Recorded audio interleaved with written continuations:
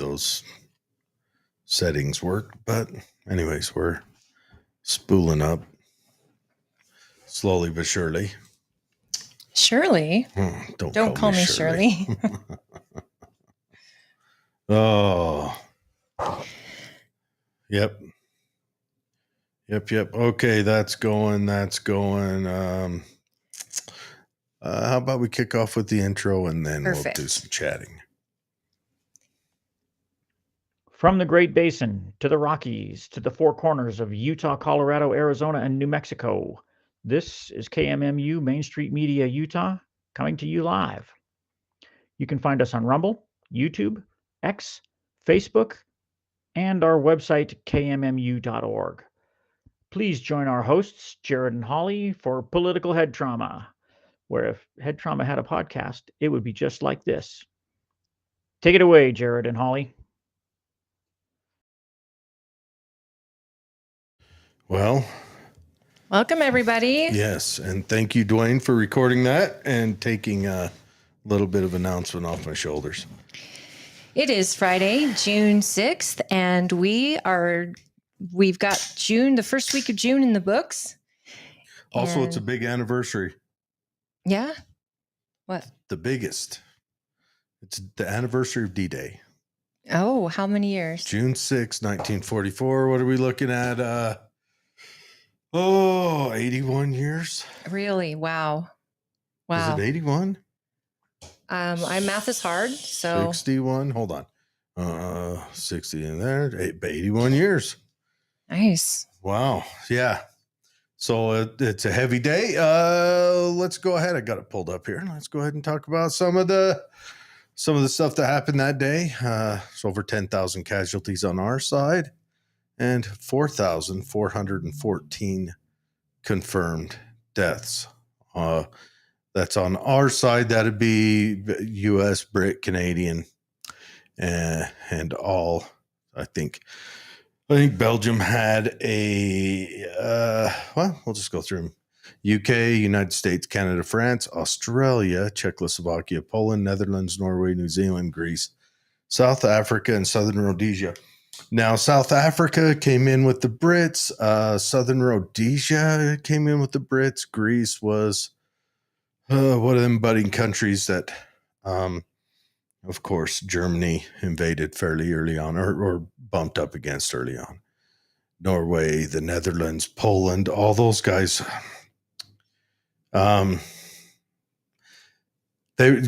was in a complicated affair. Let's just, talk about Poland had been invaded by the USSR a few days after Germany invaded them. They had made a deal to invade at the same time, but Stalin flinched and Germany caught all the bad for that. But anyway, so, that's it's a heavy day, a day to remember. It's one of the most impressive military feats to have ever happened. They invaded. The build up to it's just amazing. I don't know. I don't think anyone needs to go through all the build up of it. But they set up like fake divisions in Britain where tanks were made out of balloons to psych the Germans out, and they had a whole pretend division there, so that Germany and their spy planes were thinking, they're staging up north. They're going to invade further north, and they invaded Normandy, which is there towards the south end. And and they were invaded with the thought of winning. It wasn't to create a war that was about endurance. Well, the war had been going on after, but when America and those teams got in there, it was about winning this war. Yeah, it's different than how they do it now. They destroy and rebuild stuff. They weren't trying to bomb people into democracy. they were stopping a bad guy. Yeah. There's a big difference.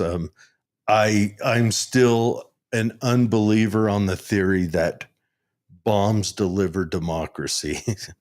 That'd be called a non-believer, right? Yes. Thus far, they haven't proven to me that it works. But anyways, So today is also, we did our final ceremony today in honor of Patriot Camp.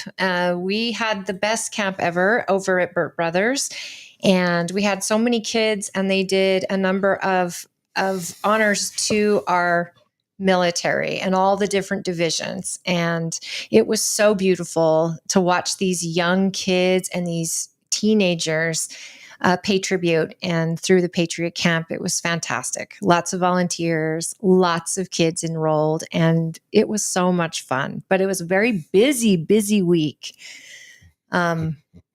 for me. I know you always have a busy week, but I had my teenagers were teen leaders this year. So they were running their groups, and they really had a good time. And I'm so happy because that's what we want. We want our kid in a camp to enjoy the camp and want to go next year, and they're ready for next year. So I watched some of the videos you put up. There was a square dancing video or something. It was Yankee Doodle, and they were doing a dance to it, and it was really cute. On the Patriot Camps on Facebook. Mm-hmm.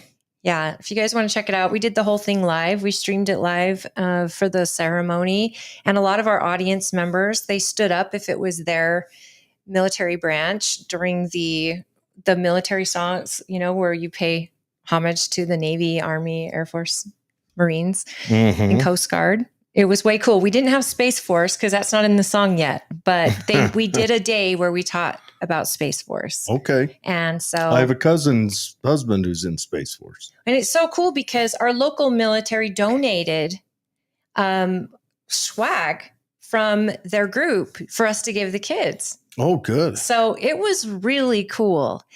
And so I'm just really proud of the ladies, the volunteers that came through and worked really hard. And it was a lot of fun. So next year, if your kid might be interested in this, we will do it again next year. We've got Burt Brothers, which is that's the former UMC. Yes, the Utah Motorsports Park. Yes, and Burt Brothers has got the naming rights of it now. So they are our sponsor, and we secured a sponsorship for 3 years total. So this will be our first year of that sponsorship. So the next 2 years, they will be hosting us. So we're so grateful to Burt Brothers. And we got the logo here, and this is our camp logo for the volunteers, and the kids have navy and the teen leaders have red. It's such a good time. It really was fun. Good times. Yeah. I'm glad you're through it. Yeah. I know it was probably a breakneck week for you. It was wild getting your kids up for early mornings after they're used to summer for 2 weeks. It's a feat in itself. What time does it usually start in the mornings? We got to be there at 8:30, but it starts at 9 officially. But the kids get there early and practice their songs and their music. We have lots of music. And then we had the bald eagle come from the zoo. That was really cool. The Hogle Zoo? Yeah. Oh, nice. They brought out Freedom, and he's a 13-year-old bald eagle, and he spread his wings real big. They're about 6 feet wingspan. They figure he's about 13 years old, but it was way cool to see that. And then we also had Carrie Bartholomew. She came out. Okay. And she did last year she was Harriet Tubman. I'm horrible. I'm just having a brain fog. But it was so funny. One of the kids, no, it was the lady who got her freedom 300 years ago, and she got to choose her name, and she chose. It's Freeman is her last name. Yeah, Freeman. What's her first name? Carrie Bartholomew is with Moms for America, and she is the best actress, and she stays in character the whole time, and she's teaching all these young kids about the history of these characters. And one of the kids asked her, "Hey, if you died 300 years ago. How are you here? It was so funny. How old was the kid? Probably 6. Oh, so And it was so it wasn't cute. a trolley question. No. And so she explained acting and how come, because she stays in character that well. Mm-hmm. She could have said, because I'm a ghost, you know? It would have been so funny. But it was so cute and so innocent. It was great. Yes. I do love it. We had a great time. So today, else? Well, later on today, we're going to be chatting with Goud Maragani. Maragani. I hope I always say that right. He'll be calling in. He's up on the Capitol. They're doing a election integrity thing up there, and so yeah, we're going to talk with him, see how it went, get a catch up on that. Of course, we're going to broach the issue that's on everybody's mind and everybody's hearts. We also have another anniversary that, as soon as I'm done with all of this super fun sharing that I am doing right now, we'll broach into. But on Wednesday was the, 21 year anniversary of the Killdozer. what's the Killdozer? So, Killdozer is Marvin Heemeyer. He was a guy, he lived in Granby, Colorado. One second. He ran like a muffler shop, kind of a fix all your stuff that's breaking vehicle tractor shop, and a concrete company who was friends with the city managers kind of opened up in front of him. I'm just shooting from the hip here. It's been a while since I studied it, and kind of blocked his access. So his business started dying and he couldn't, get anything done. And he kept approaching the business and the good old boy system. And of course, I'm kind of on his side, which, probably not the correct thing to be, but hey, you guys are listening to me and I'm a kooky bugger. But anyways, so he spent some time and he took a but I want to say it was a Kubota, I think. A Kubota bulldozer, and armor plated it. Right. And went on For a him rampage. to get his revenge. Yes. And it's amazing because I just read some of that on how it ended that day. But he unalived himself. Well, yeah, after. he fell into a basement. Here, I'll share the picture of the dozer here. But he took out the mayor's house, the city hall, the town hall. He took out a lot of buildings. There's a Killdozer. And they couldn't stop it. It was armor plated. It was full of tons of concrete. It looks like cement. Well, those are steel. Amazing. But he's also got cement buffers in between the steel and the bulldozer. That's amazing. And they couldn't stop him. And what happened, he had cameras up all around it. So that was how he saw where to go. 13 buildings. And he got stuck into a basement, fell into a basement, got stuck in there. And then he killed himself. And so you always kind of hear that saying that, when your government becomes, unreasonable, you'll find yourself becoming unreasonable also. Not that I'm saying that's a good thing, but that's what he did. And his government was unreasonable. You don't say. Yeah. So a couple big anniversaries. We got D-Day and we got the anniversary of Killdozer a couple days ago. I've never heard of it. Killdozer, but appreciate the information because that's really interesting. Libertarian thing. We got a couple more anniversaries this year. I'll try to remember to cover all of them. So we've got to talk about No, we only have 45 minutes before Goud comes on. Well, once we get in this conversation, I think it's going to fly by. I hope so. But so Trump and Musk are on the outs. Yeah. And there have been not just on the outs, and they could have gone on the outs gently, which at first they did. Yeah. And then I believe it was Musk threw the first bomb. And then, well, I don't know. It depends on what you call a bomb. But Musk has said that Trump is on Epstein's flight log. Which we already kind of know he was, because he's already admitted to that with his family. He made it sound like it was something different. Yeah. But which is that's crazy. A bomb thrown. That is a big bomb thrown. That's a huge one. And Trump threw a bomb saying that Elon Musk is only angry about the big, beautiful bill because it did away with the electric EV tax credit or whatever. Right. And the space program with Starlink. Using Starlink with our does it do away with Starlink? Traffic controllers? No, it's just not giving them the contract for air traffic controllers because Trump thought it would be a conflict of interest. Okay, I'm not here to defend either party. From an independent outside viewer, it looks like Elon Musk had Doge because he really wanted the government to clean up, to be cheaper. And Trump is a former Democrat, now a Republican, and did what Republicans do. If they see a dime on the ground, they spend $1. Okay. This conversation with these two should have been held in private. Should have.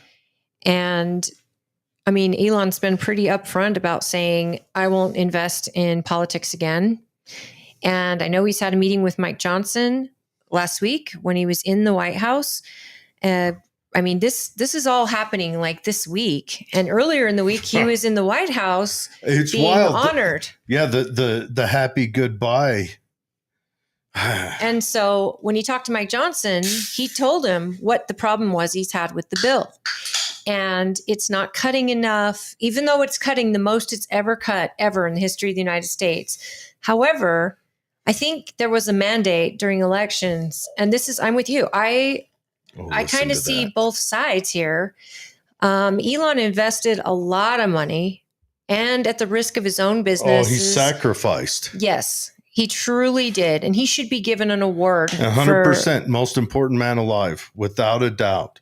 And so here he's invested all of this. There was a mandate from the voters. He was not a Republican. He decided that he was going to trust the Republicans. Here we've got the House, the Senate, and we've got the presidency. And this bill is getting some critique from our most conservative senators and some of members of Congress. And a member of Congress. Well, I mean, even Marjorie Taylor Greene said that she doesn't like the fact that they're making federal government totally control over AI for the next 10 years, taking it from the states. She said she would not vote for it again if it gets in front of her without that being amended. Well, and there was one Republican who didn't vote against it, who Donald Trump says he's going to try to primary out of there. Good luck. Thomas Massey. And honestly, if I had to bank on the opinion of one man in DC, it'd be Thomas Massey. Yeah. Every time.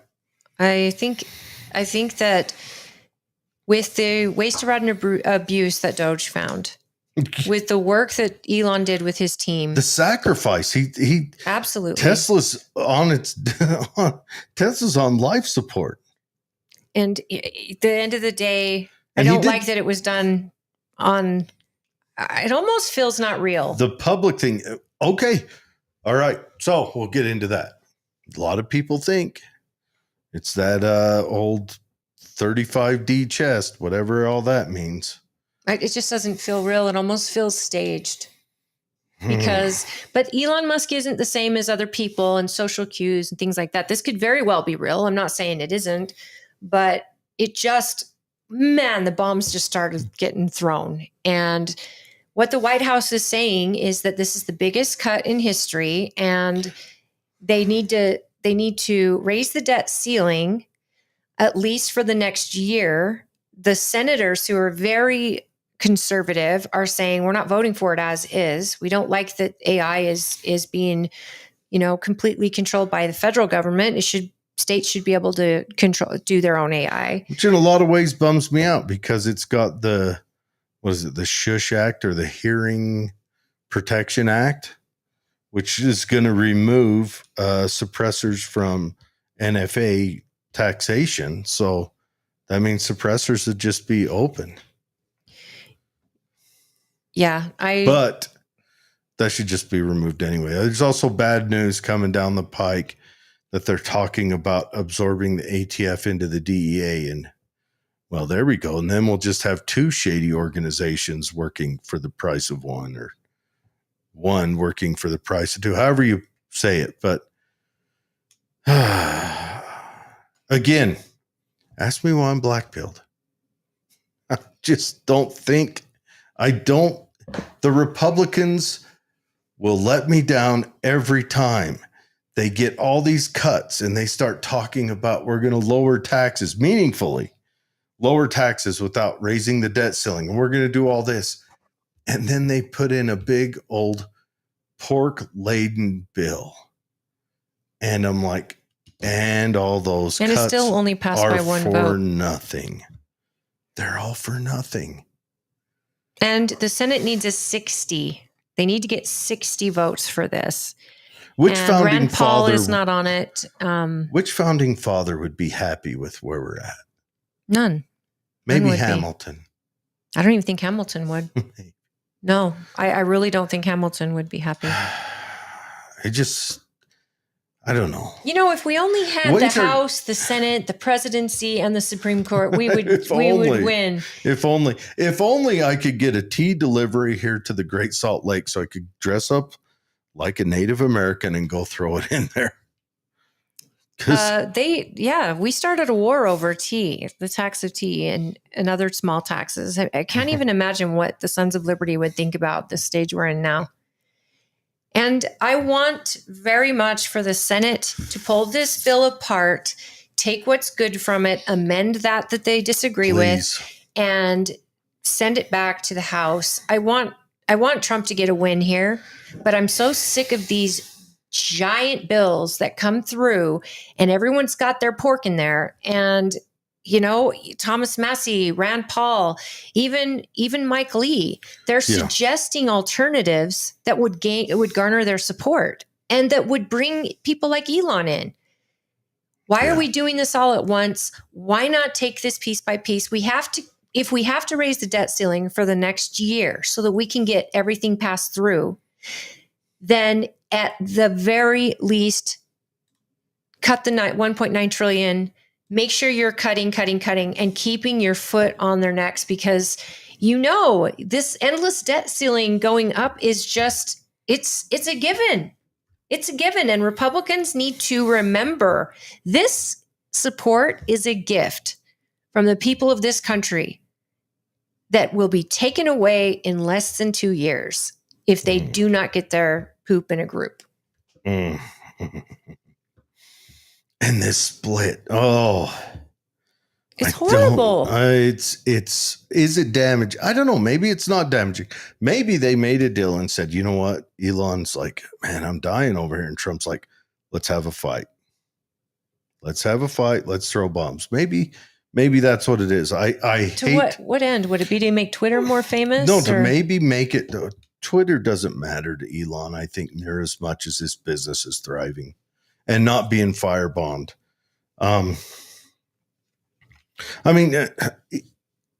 Look, like or hate Elon.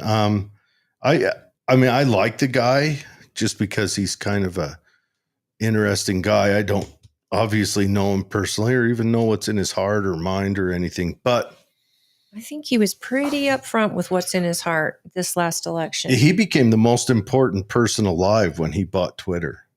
Yeah. Because even more so when he jumped on that campaign trail with Trump. Yeah, he gave the right wing a voice. They were finally allowed to to speak their mind for the first time. He went all in with MAGA, and He did. after watching Trump survive an assassination attempt, Yeah, he jumped and he off really the went DeSantis in, bandwagon, and the Doge cuts had to be implemented. They still have to be. They still have to be. Otherwise, it's all for nothing. He's lost businesses. He's lost credibility. He's made enemies. And I mean, he's literally had to have security and detail on his family. Yeah. And for what? What does it come down to? I don't want to say, I don't know everything about this argument. All I know is it looks terrible to the people who support both of them. And I don't like it when Trump says, well, I probably would have won without him, but he was a really nice addition to our team. What? How much money did he give? Oh, 200 million? Yeah. He gave more money to that. I don't know. And he did say, I'll never give another dime to politics. I don't blame him. I don't either. I really don't. I don't blame him. I voted for Trump to vote against Kamala. Right. And a lot of people did that. Just because her speech, her talk about we need to shut down free speech and all that, I was just like, I was done. I was out. Yeah, I think it's a tough. You're going to have a hard time getting me to vote again. Just because, it has to, and theoretically, if we keep going the way we're going through the cycle of civilization, I'll keep voting because it's going to get even more ridiculous every 4 years. It's just going to get radically ridiculous. I don't see us pulling out of this. Yeah. What is the end? What does the end look like? We've strapped our great grandkids. And I say we tongue in cheek because most of us haven't voted for this. But we keep sending the same people back to DC. And so, yeah, I guess we have voted for this. The debt ceiling, it's a constant thing. It might as well not exist if we're being honest. Oh, yeah. We're in modern monetary theory. Just print to your heart's content. Then we'll have to put price controls first on those things that are needed to live. So you'll probably see price controls pop onto food, which chicken like quadrupled in price in 2 weeks. Well, that's because Biden murdered 2 billion chickens. Yeah, but either way, so we'll see price controls hit food, and then we'll see it hit housing or energy. They're both needed, and eventually we'll see it maybe hit vehicles, or we'll just go full Europe where the average citizen doesn't own a vehicle. There'll be buses everywhere, and you'll own nothing, and you'll be miserable. I think it's interesting because Elon was really adamant too about the EV taking away that deduction on your taxes. I think it's about $7,000 for your first purchase of an EV. Mm-hmm. And that helps a lot of people. And sometimes that's the decision maker for them to purchase that vehicle. Elon's idea was we're making electric cars that are actually reasonable and can accommodate most people. It's not like you get 100 miles on it and you have to charge it. So I just, if the American people can write something off on their taxes, they absolutely should have that option. I think the no tax on tips and overtime is in this bill as well. Again, this is all this good stuff and then all this crap in the same bill. Yep. If they were to pass that, the state would come in behind it and raise all of our taxes. Well, they're going to do it anyway. They would just make the excuse somehow. That's I hate this. You know what? Here's the interesting thing. I've got to remember the book. I was reading a book and it said, some sociologist said, oh, well, here's where taxation relates to if you're in a liberal community or free market and all that. And then there's totalitarianism. And he postulates that at 33% taxation, you've entered totalitarianism. Wow. And we're so far beyond that. We're double that. We're the land of the free, home of the chump. Home of the chump. That's from an old movie. What movie is it? That's great. Heartbreak Ridge. Nice. Wow. I would love to hear your guys' perspective, though, especially if you've been following it. We'll read through some of the big, beautiful build details here in a second. But Jordan says, "Hey guys, happy Friday. Yeah, my grandparents' house, after it had a house fire, is finally being renovated." Oh, and my goodness. I'm a libertarian. That's right, Jordan. I've been through that, Jordan. I've lost a house in a house fire, and that's never, ever easy. I'm happy to hear that. It's really rough when it's grandparents, because it's not like they've got tons of disposable income. Easy mobility into new changes. He says, "We all been through bad breakups except me. People leave and join and rejoin campaigns all the time." Yeah, and oh man, these bombs thrown, I don't know. I mean, they're really personal. It's almost like you can't come back when from it. When he's suggesting that Trump is an Epstein style homeboy, that's a hard one to come back from. Now, he didn't openly say, but he did say that's why they're not releasing it.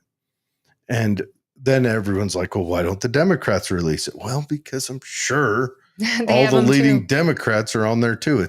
It's probably like if you want to know who's on Epstein's flight logs, just go to ushouse.gov and read the first 100 lines. I know Celeste Malloy was not on. Yes, I hope not. Or Thomas Massey. I'm sure he wasn't. He's way too principled. Rand Paul. But some people went with their families, which is what Donald Trump has claimed to do. So again, if they release the logs and you see his name with his wife and his child, like he says, again, you would want to see that. I just hate to honor any accusations when they're angry at each other. If this is real. Kash Patel was on Joe Rogan. It came out. He was on there yesterday, but it came out today. And I listened to it, and guys, we're not going to get a smoking gun on the Epstein stuff. We're not. Kash isn't even saying, and when they said that that he did off himself, but you know what they did say during that interview was the evidence, what we can prove is that he didn't. Well, that's a big difference than saying he made it sound a little more concrete. Yes. On Joe Rogan. And so there's not going to be a smoking gun. We're not going to get any accounting for any further accounting than what's already happened, like with Prince, Butthead, and whoever else. I guess maybe this P. Diddy wrap up might be a slow fold into that. But I mean, look. Live in a world of creeps. Epstein was a tool of intelligence. There's no doubt in my mind. And that's done. And you don't mean the smart kind. You mean the CIA and the worked Mossad. For them. Yeah. Informant. Mm-hmm. Well, no, actually, I think he was participant. I think he was their honeypot guy, their connection. And then Jordan says taxation is theft. I'd say time to vote libertarian, y'all. Yeah, the libertarians. Then get a good rep. Whenever they have a chance, they roll forward. They blow it. And they choose terrible people. They had Dave Smith was contemplating a run last go around, and that would have been awesome. If you guys have watched any of Pierce Morgan's new podcast or any of that, Joe Rogan, Dave Smith's on there all the time. And he was contemplating a run, but he's got 2 young children. His son, who was just born, I think the end of last year, was born with heart problems and all this stuff. And so he was like, look, I want to be with my family. I don't want to wipe out my time with my family to do this. He is a libertarian. He's a stand-up comedian professionally. He's Zelensky. Very intelligent. Yeah. All the way to the presidency. Well, Zelensky was an actor comedian. Yeah, but he was really a slapstick type comedian. Yeah, but I don't, and I know it's in most of the people that watch our show badmouth Zelensky, and I've tried not to. Like when I stand up for him for not having an election. If he had it, there's only been one other time that a country was occupied that had an election. One time that we know of. Yeah. I mean, and that was Romania. Are we going to talk about Ukraine? Yes, Dropping we're gonna. bad boy. Ukraine's gonna come on, but let's finish Jordan's stuff here. He says, I totally agree with you 100%. Both of you. Thomas Massey is great. Yes, he is. I don't trust AI, just my opinion, though AI shouldn't be manipulated. You're absolutely right. He feels Jared's pain.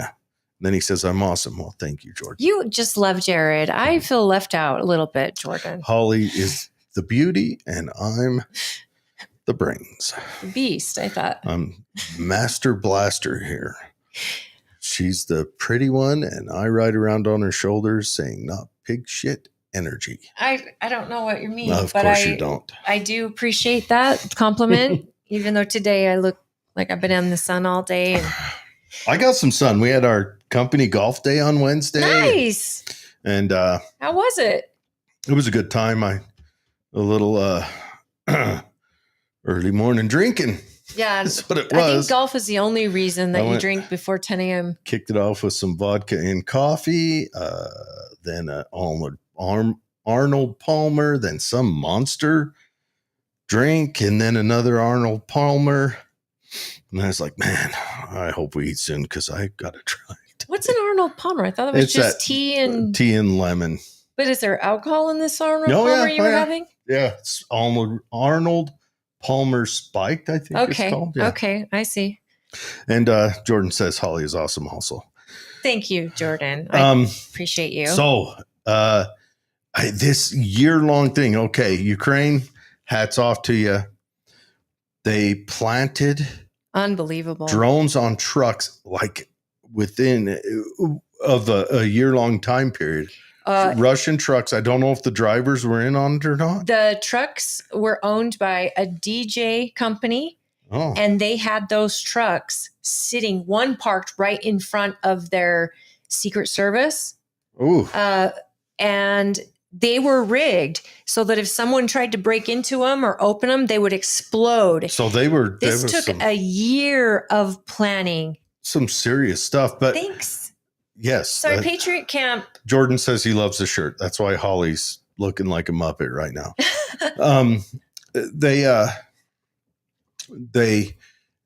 But they blew up the military. Russians equivalent to our B-1 bombers. Yeah. So they blew up their nuclear with drones delivery bombers. 20 of them or something. These trucks, they would open up when they were remotely detonated. They would open up and these drones would leave the truck. And it was a year trying to get this through. Now, the downside with it is peace talks are ongoing. Now, Putin has not been honest during the peace talks. Now, neither has Ukraine. So it is what it is. And honestly, I don't blame Ukraine a bit. I really don't. No. I mean, they're invaded. Now, it's a war. I'm still a firm believer that Russia was goaded into invading them. I may be wrong, but I that's what I believe. The evidence that my semi-retarded butt has read and looked into, that's what it looks like. But Ukraine is punched so far above their weight that you got to give it to their populace. You got to give it to their leadership and execution was unbelievable. Yeah, it's and this harkens back to when Lenin was conquering, when Vladimir Lenin was the dictator of the USSR and conquering Ukraine. There was a cavalry captain from the Ukrainian army that started an anarchist black army. So this is right after the Red Army had beat the White Army. They went into Ukraine. They wanted that breadbasket. And this black army was a cavalry captain, and I think they were no bigger than a brigade or maybe a little bigger at any given time. they gave them hell and they fought hard. And man, Ukrainians, they really show up to the party. They come to dance and they're pretty dang good at it. They punch so far above their weight. Well, I mean, they took out a major bridge that Russia needs to get into Kiev. And occupy. I mean, they've got that already. They won it in the last war, right? That's that location, and now they've just ruined that bridge. And so Russia's just like, Vladimir Putin was on the phone with President Trump yesterday or day before yesterday for an hour, 15 minutes, talking about that invasion, talking about peace talks. Trump actually said after the conversation that he thinks the peace talks are now put back even further. Yeah. However, Trump did say in this conversation that this is a war and Ukraine has every bit of right to. Good. It wasn't a terrorist attack. Now, Russia is calling it a terrorist attack, and yet all of the locations bombed were precision planned military installments. 100%. And this was a military action. Yeah. Well, and it's not just that, but also, so Russia calls it a terrorist attack while you're invading a country. It's pretty cheeky, huh? Now, have we done that when we maybe wandered into a high desert place? Or a jungle? And then they did stuff over here and we called it terrorist? Sure. So I don't blame Russia for saying that. And look, if I'm just going to say it outright, if Ukraine got it to where they got Crimea back as well, that'd be impressive. There would have to be a bloodbath with the current population in the east of Ukraine. Do you think so? I mean, a precision drone attack, it reminds me of the guest we had. I'm saying after the war's over. Oh, I see. So you don't think they would take Crimea back during the war? I don't think it would be long-term peaceful because Ukraine has been between 2014 and the kickoff of this latest war. The country of Ukraine were awful unfriendly to Russian speakers, right, and Eastern provinces. The reason that and businesses as well, right? Well, the Russian run. Yeah, but the reason that Azov battalion got called up, the Azov battalion was just a thug gang, just a group of thugs. And they got called up because Ukraine outlawed the speaking of Russian. And so half of their military just said, fine, we're done. Eastern Ukraine, which speaks Russian, due to the Soviet system prior to that, by the way, the Soviets moved people around by force, but that's the population they have now. So the Azov battalion got called up to backfill military that had just up and deserted or quit. And the Azov battalion went from Western Ukraine to Eastern Ukraine and became a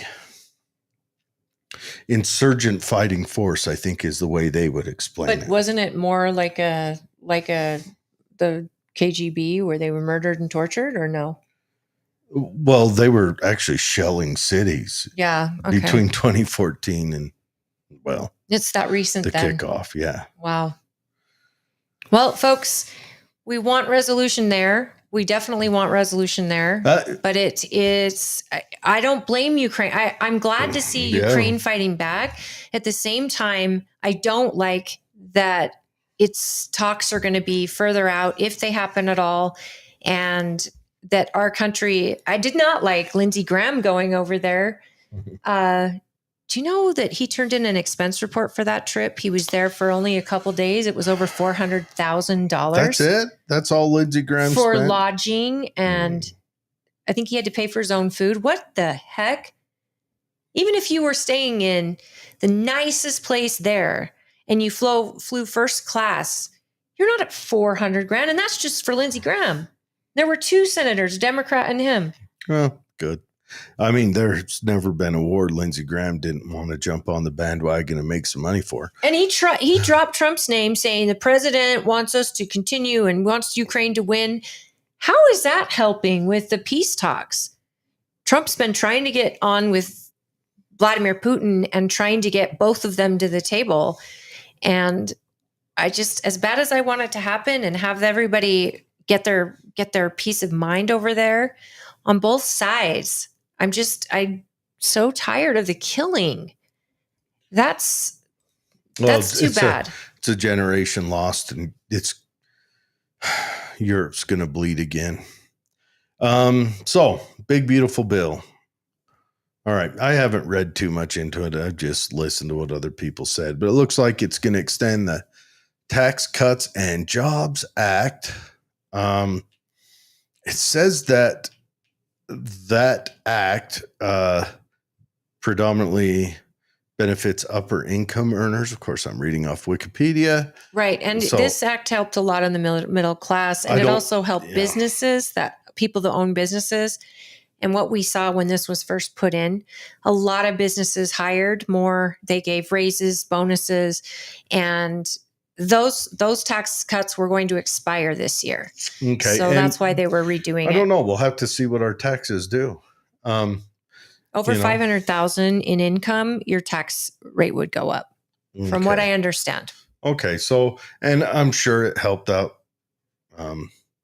I mean, the government does something, it helps out wealthy people. I mean, it cuts spending on the SNAP program, the supplemental nutrition assistance program. That's like and Medicaid, and that would be Medicaid. for our undocumented so it says aliens. Here it says stricter eligibility requirements, but I also heard that it's just going to make it so that those aren't available for undocumented individuals. Also, they have a work program that is part of this for people who are in this situation where they need SNAP and they need Medicaid. And it's a work program that's being designed to help them work during their... I would love to see a program where... during their assistance. And so they eventually can graduate off of it. If you work, they don't start taking that away. Because I agree. Right now, we're set up at a point where if people are on a welfare system,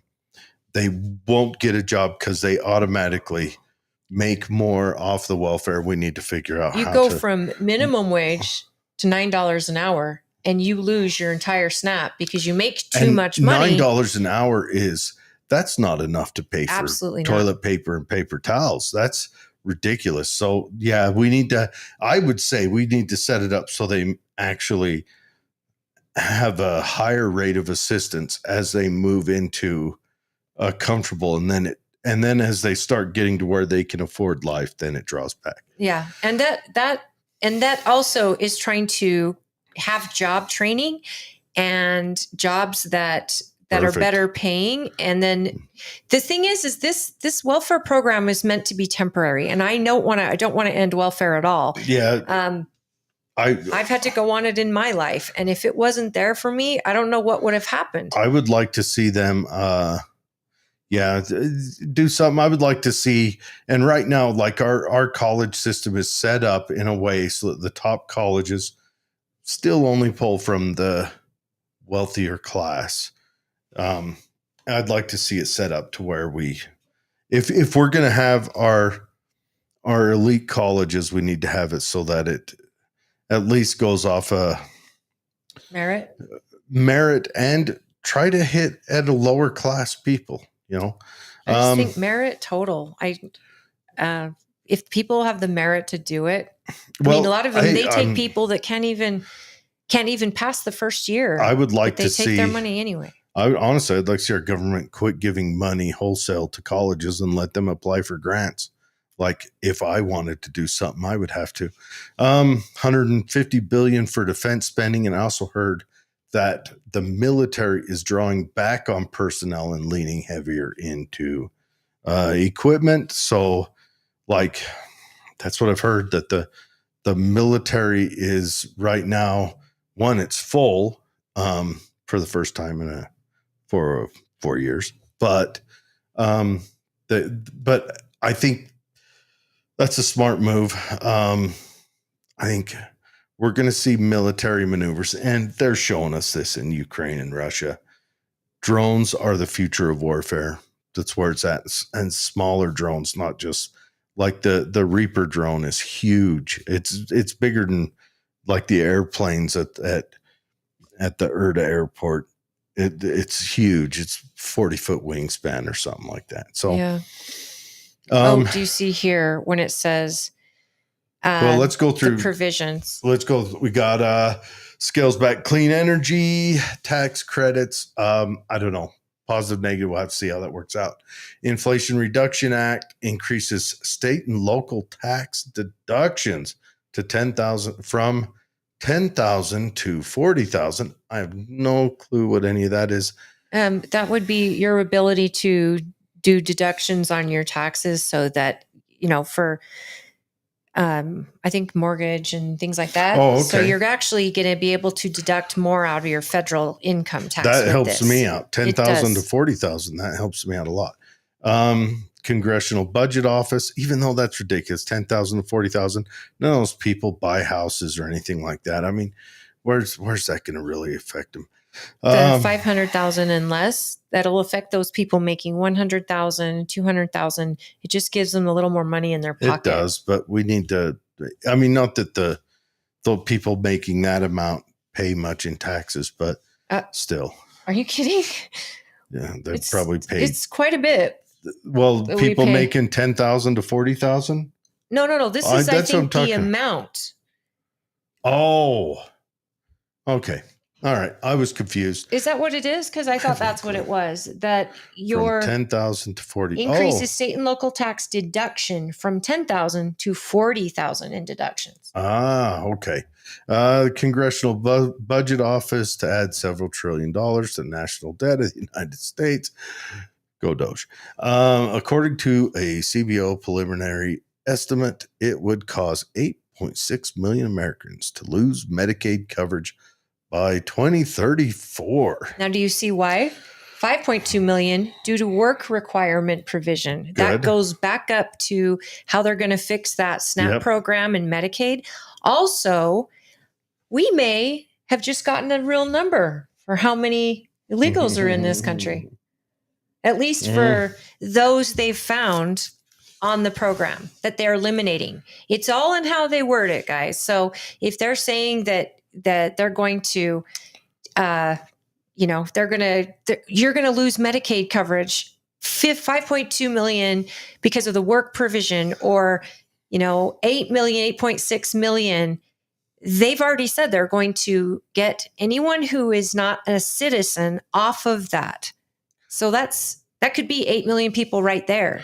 They're also talking about, now again, Wikipedia. So Wikipedia, grain of salt, everyone. They say Moody's downgrades our debt from a AAA, citing efforts to pass a bill. Humana. I remember back in, 2014, when they downgraded us from a AAA then under Obama. It just seems like that is a tool that's used by either side to hit the other side, trying to make some obtuse point that morons can argue about. Look, I'm going to say it outright. Right now, our government's too big, too much. Our government's involved in too much. Our federal government should not be directly taxing us or directly giving any of us money. That should be handled by the state. The state was supposed to be the bulwark between us and what at the time was called the general government. And both you parties keep wanting to put your hands in my pockets and touch my gentle parts. Stop it. Can I just, this is something they always use, but when we look at this, and can we go up a little? Of course, yeah. So they also talk about how a number of other provisions, including restrictions on the ability to hold federal officials in contempt for failure to comply with judicial orders. The judicial is an equal branch to the legislative and to the executive.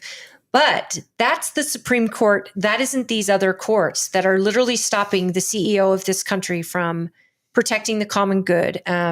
the job of the federal government. We keep forgetting that the job of the federal government is so small compared to the job of the states and the power the states have. And this is part of the mandate, right? We wanted to shrink the government and we wanted to stop wage, fraud, and abuse. And here we are. This bill will do a lot of that. But according to the Senate and the people reviewing it and Thomas Massey, it doesn't do enough and it doesn't do it fast enough. Here's the problem. It took 4 years to get us in this position. And it's going to take more than one big, beautiful bill to get us out. I really believe that. But I hope the Republicans understand how risky this fighting is, because the American people are fickle. And if this doesn't work out the way that they're telling us it's going to, and if these amendments don't get handled and don't get worked out in the Senate, throwing it back to the House, and if the House doesn't vote for it again, midterms are definitely going to be painful. And then Trump will be impeached in their first year that they're back in. And here we go again with a stalemate, which it'll be the fun times. I don't mind if the government's not doing anything, but at the same time, enough is enough. Get your hand out of our pockets and quit messing with the economy by printing money and making our money worthless. Mm-hmm. And then the debt rating will be over $4 trillion. Our interest is $1 trillion. And the GDP, they're bringing in plenty of money. They've said this. And these tax rates, the tax incentives that they're keeping, they actually bring in more money than what the Democrats were proposing. If you cut taxes, you will get more because people will spend their money in the economy. They will buy things like cars, homes, things like that, if they have more of their own money. Can only hope so. Fred, you're so fickle. Hi, Fred. Hi, Sherry. Cher. Hi, Norma. I don't even have registry of our... You got to refresh it. Yeah, I don't know. Goud will be in here in just a second. Hey, Norma's on YouTube. Yep. So if we... Awesome. I don't know. I watched one interview where they were talking to a lady who worked for the government who got fired as a part of Doge, but she was like, I was happy that they were doing Doge, so I was really willing to take that bullet. And she's like, it feels like it was wasted now. I got fired, and then they just upped the spending. So she feels like she got fired for nothing, and she's bitter about it. I don't blame her. I would be too. I mean, at the same time, we wanted efficiency in our government, and we wanted the bureaucrats to maybe go get private jobs because our government is too bloated. It's too big. And states have their own local service, teachers, police, fire, EMTs. Those people, we need those, right? Well, we need to kill bureaucracy. Our bureaucracy, the last 100 years has been a joke. The liberal movement that was born out of the 30s was a movement. Well, it was technically born in the teens under Wilson. Yeah, he was a great president. Remember? Yeah, he was fantastic. Federal Reserve Act. Someone else was running his presidency also. Yeah, Colonel House, not a colonel nor a house. But anyways, it's been a movement of bureaucracy, and the country lost its vigor through the bureaucratic growth, and it became all every powerful. turn it just gets bigger and bigger and more bureaucratic and bigger, and that's what we got to do away with. We've got to choke the bureaucracy, and it's happened in business too. Absolutely. Businesses aren't as good as they used to be. Businesses couldn't function though if they ran like our government did. But businesses are starting to look. I don't know if I should bring this. Bureaucracies actually can outlive any elected. And Oh, they yeah. know that. And they can write the history books for you. Mhm. They decide. And here's the thing. How many of you have ever worked with a government contractor or someone in government and heard the words, "Stop working so much, you're making the rest of us look bad"? That's a legit concern.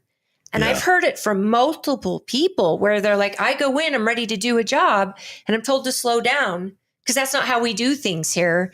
And yet, if it was a private company, you actually have to be efficient and fast and great service, or you die.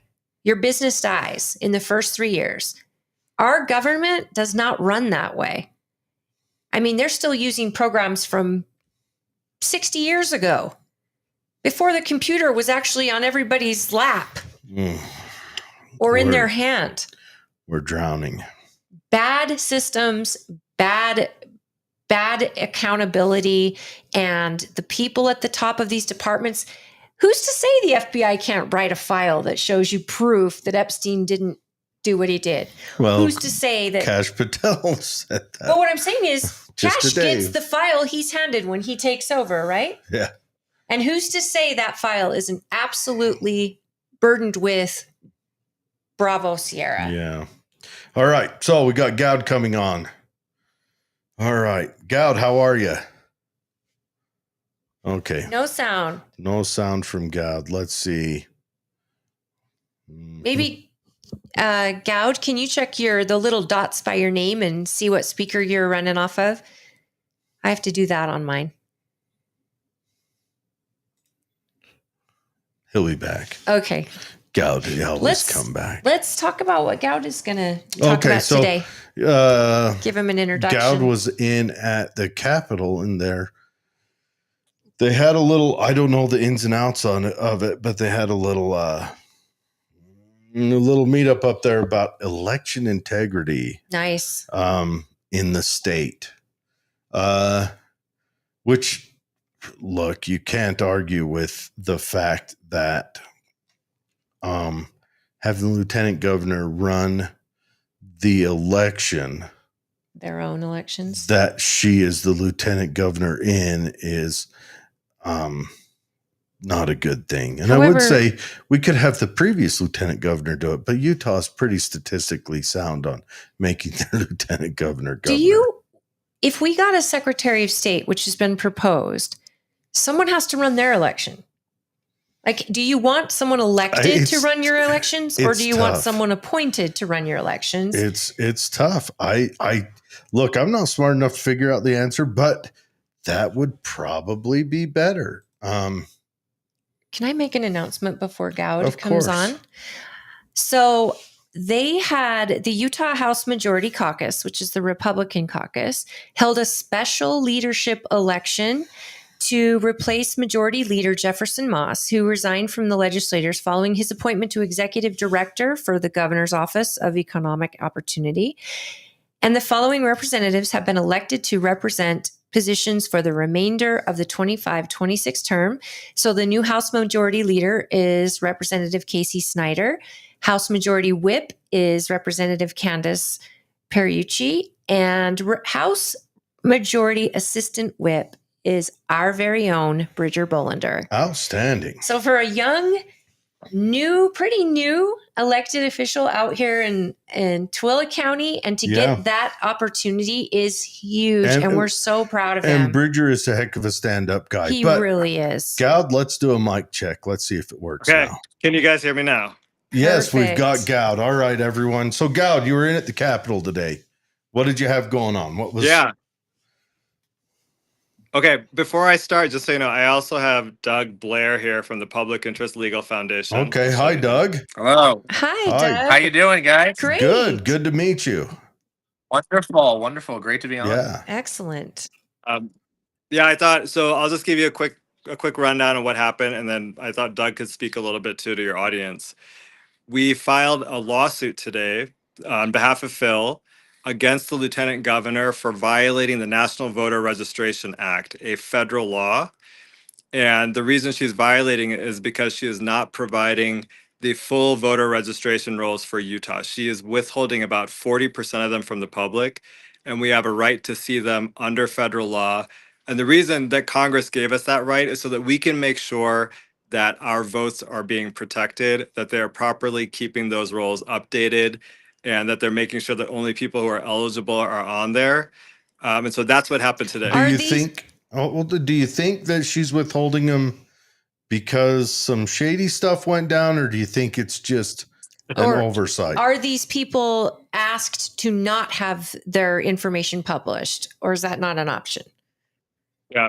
Well, there's a couple things. So first, to Jared's question, I don't think it's she's doing it for an illegitimate reason. She's doing it based on state law. But under the National Voter Registration Act, federal law preempts those state laws. And then Holly, to your question, so people know this, there's 3 categories of voter records in Utah. There are those that are public. It's about 60% of the voter rolls. Anybody can access those Right. records. Then there are private voter records. Anybody can request that their records be made private, but only the political parties, the political candidates, and the government can see those records. And then there's that final category called withheld. Withheld is supposed to be for military members, for members of law enforcement, and then also for people with protective orders. But there's a little bit of a twist. The twist is this. On May 12th of 2020, everybody who was private at the time was converted to a withheld record. And so that category now has a lot of people. They're not military, they're not law enforcement, they don't have protective orders, but they're in that category.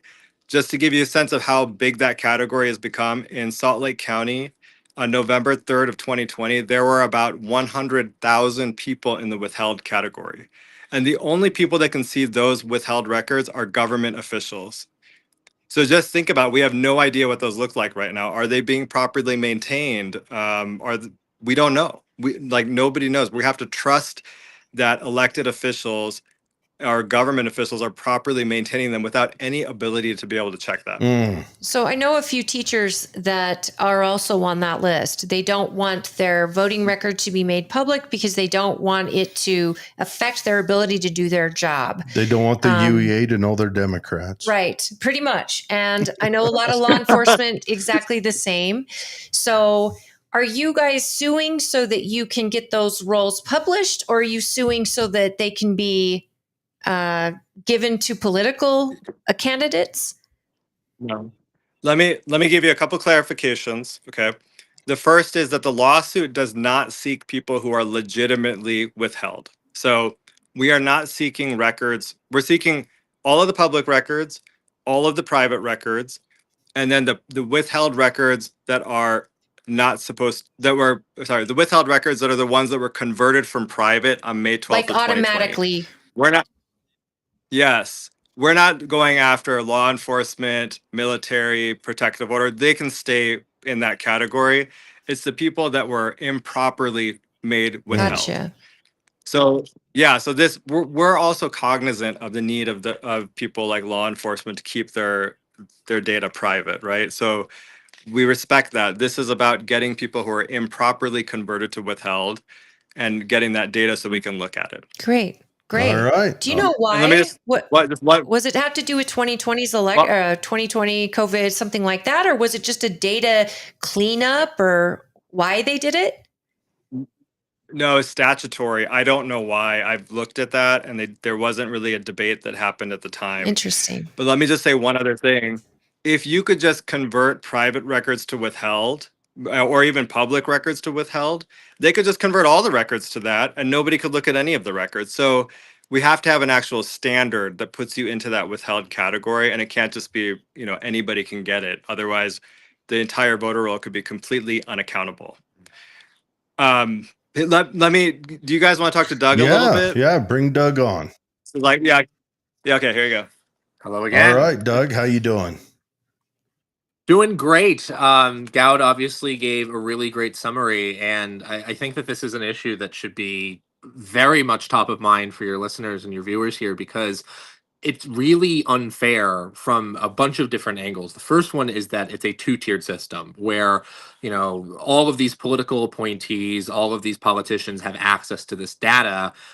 Just saying you're a candidate gets you all of this information, but the general public, who might have myriad reasons to want this information, want this data to ensure that these elections are transparent, to make sure these elections are being done fairly, do not. And I think that obviously this is a really big sticking point with a lot of people in today's society in America, where it seems like the political class gets all these benefits, right? You look at the folks in Washington, and they seem to be able to get access to things that the average person here in Utah might It not. does kind of So seem like we that. are. I mean, I've been known to be wrong before, but it appears. I think you might be right on this one. Well, can I just say that it also doesn't look good if only certain candidates get that data and it's not the same for all candidates. If one candidate asks for it and gets it and the other one doesn't, who's actually competing or going against an incumbent, that would not be a free and fair election. Mm-hmm. Right. Well, obviously, Mr. Lyman is very much aware that this is not equally enforced, which is, I think, one of the reasons why he was so dedicated to making sure that this lawsuit took place. But you're absolutely right that this is federal law. This is not up for debate. This isn't something that the election officials, like the lieutenant governor, just gets to say, oh, well, my hands are tied. No, your hands are tied by the federal law that's telling you need to provide this information to other people. And then a second reason I think this is so valuable and so important is because we're already in a crisis of trust and belief in our electoral system. Obviously, there's a lot of Republican voters who are still smarting over 2020. There are now voters on the left who are concerned about 2024. But the idea is that there are people that don't believe our elections are secure. They don't believe that election integrity is being followed here. And I can't really blame them when you're looking at voter rolls that are missing 30 to 40% of their populations on them. So imagine you're doing a financial audit of, your budget, and you're looking at all of your expenses, and all of a sudden you notice that 40% of your purchases just don't exist anymore. Is that going to be a particularly good audit? Are you going to be able to actually effectively decide how to spend the money on your home and all I this wonder stuff? how No, the of course IRS not. would feel about Exactly. that. Not for the government. The government doesn't, they can miss 40%, and that's just a Tuesday. Exactly. What's the Correct. response you guys are getting from the lieutenant governor's office on this? So, unfortunately, we haven't heard back from her yet, but I anticipate that the response is going to be, oh, you just want to reveal the identities of these people. We already had an incident where the Salt Lake Tribune wrongfully implied that the reason we're doing this is because we want to get this public information. The Tribune? It's terrible. The Tribune Yes, is solely the good name of honest journalism like that. What? Well, no. I know. I was shocked. I'm wondering, are you guys seeking anything financial? Is he seeking anything like a retribution financially to the taxpayer? No. So, we're here really because we just want this fixed. We want this solved. So my group, Public Interest Legal Foundation, goes around the country. We have done this type of lawsuit in various other states. We've done it in Maine. We've done it in Illinois. We've done it in New Mexico. So we're not the only we've one? won every single time. No. And that's the thing that's so scary about this too. Utah is not unique. Utah is one of many states where election officials have decided that their state law to cover up bits and pieces of the voter roll supersedes federal law that says you have to tell this is a shady action that happens there, and it probably happens amongst both parties too. Well, it does. It does. This is one of the problems. It's a tool that they have to, if they're feeling pressure from an outside candidate. This is a tool they can pull out, hide 40%, adjust 10%, and sway the vote. I'm not saying they did that, but what about the people that they were transferred over? Were they alerted that they are now considered withheld? What about the citizen? They were not. So it just sort of happened. I mean, it's one of those things where the bureaucracy machine just endlessly turns and you find yourself in a completely new situation. And that's, again, why it is so essential for the work that, Phil is doing here and that we're here to do, Public Interest Legal Foundation, is that, again, we are not out to make money. We are not out to get something out of this. The one thing that we want is transparent and clean elections that Utahns can trust. Yeah. And again, I think that this is such an important thing to really take home. This is something that everybody should care about, right, left, or center. You want your transparency in your elections, and it's just not happening right now under Republican leadership, and anybody who's in charge right now. I'm curious what you think about. They're changing the law so that they're not going to do mail-in ballots just as an automatic thing. You have to request a ballot, and that's coming, I think, in 2028, I believe. That's something that the state is doing and our legislators are doing to try to make sure our elections aren't just, hey, everybody gets a ballot and your voice is heard. But there's a lot of election integrity issues that have been up on the Hill. Do you see this as something that could be a bill that our legislators could focus on next year? Or do you think this lawsuit was the only option? Well, again, it doesn't need legislation. You just start enforcing federal law. You basically say the NVRA, which Congress passed multiple years ago, this is not something that's new, says you have to reveal this information. You have to reveal list maintenance docs, and you have to reveal publicly available rotor roll information. So there's no legislation needed. This is when, the trick that a lot of politicians like to do back here in Washington. Oh, well, we can't do this. We need new legislation, and that's going to take forever to get through Congress. So we're just not going to do it. No, you could do it today. You could do it yesterday. And again, I think that this is so important to really note because you mentioned the mail-in ballots. The worst combination of electoral integrity issues is automatic mail-in ballots and unclean voter rolls that are opaque. Absolutely. You are going to have issues on these voter rolls. Every single state that we've done this to has had problems. Some are minor, some are major, but they always do.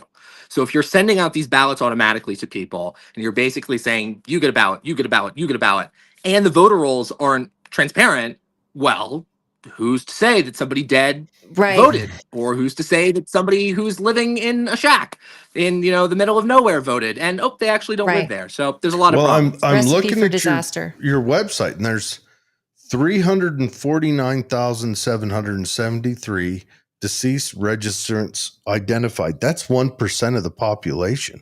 A little over Utah. 1%. Yeah. Is this all of Utah or is this all of the nation? This is probably be nation. This is everywhere. I hope this is the nation, because if this is Utah, I'm the only alive voter. But that's and if you count voting age population, that narrows that down to what, probably 1.6%. And then voting personnel, voting people, that would narrow down. That'd be like 2% of the population, which can affect as a deceased registrants. That's an election insane. turnout. This could actually affect the results of an election. This is one of the things that Public Interest Legal Foundation pushes every day. Elections are decided often at the local level by the thinnest of margins. And so if you are getting these very, very small numbers of people that shouldn't be voting that are voting, well, that could mean in R wins where a D should have won, or a D won where an R should have won. It is a thing that happens. We're losing your sound. Hold on. We're losing your sound choppy. real quick. It just has to catch up. It's just the good you talk Utah, faster than we do. You're Utah impressive. I try. How's the sound now? So, it's kind of choppy, but I think we could understand what you were saying. Just the importance of how it can be a thin margin, and it could be a deciding factor. The states that you're working on, are they predominantly one color, or is this happening to? I mean, are they red states? Are they blue states? Are they mix of the two, or are we seeing this focus on specific states that have a certain way they vote?